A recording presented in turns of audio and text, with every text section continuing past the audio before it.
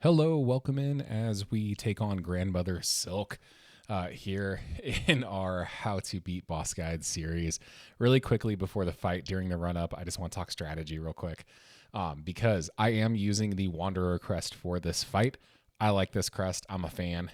If you are using Reaper or Beast, this strategy you might have mixed results, but should still work.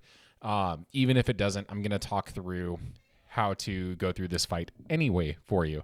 That being said, we're going to jump into this and get through the title screen.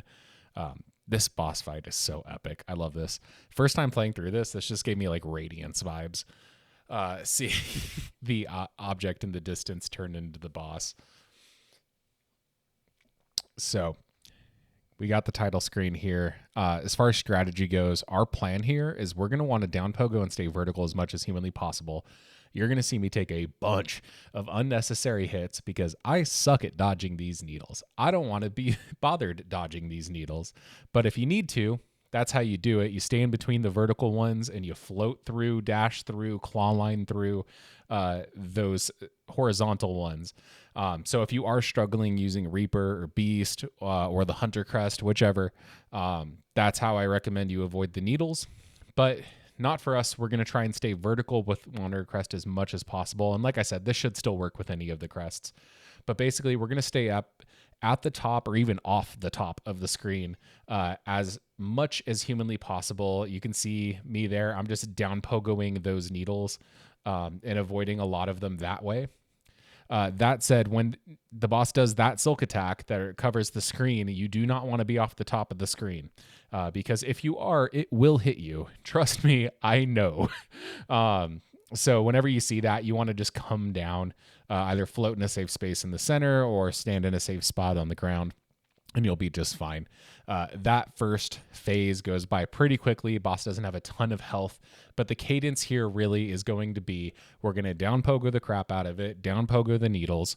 Whenever the boss moves away from us outside of our shortened range, we're going to use claw line, which is our grappling hook, to get back over to it and get another down pogo in real quick. The nice thing about staying at the top of the screen also is that it allows you a safe spot to heal. When the needles float upward as they're about to attack off the top of the screen, that eye of the needle can hit you up there. But as long as you're between or just even off to the side of them, it is completely safe to heal up at the top of the screen, which is another benefit of staying vertical in this fight. As you can see, I didn't take damage there because I just pogoed the needles as they're about to attack. It pogoed those ones. And we just keep pogoing, keep claw lining back over to the boss, getting our damage in relatively safely because we're up out of the way of where those needles can even hit us. And in this second phase, largely just doing our best to avoid wherever the rocks are falling whenever possible. But you will take hits during this fight unless you're better than me. This is obviously video of my first time beating the boss. And there it is. Not too difficult. You just stay vertical as much as possible. It's the safest way to play. It's for 80% of the fight. It's very safe to heal up there. And you just keep getting your hits in, alternating between claw line and down pogos.